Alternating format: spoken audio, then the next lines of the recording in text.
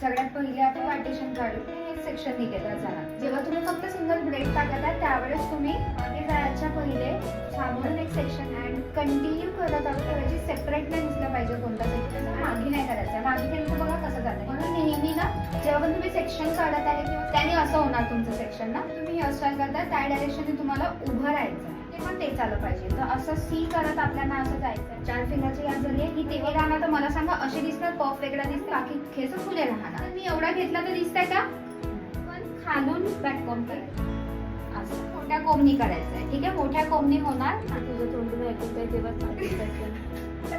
हे 2 फिंगर घ्यायचे आणि हे जे नख आहे ना, नख आणि याच्यामध्ये किती फरक आहे.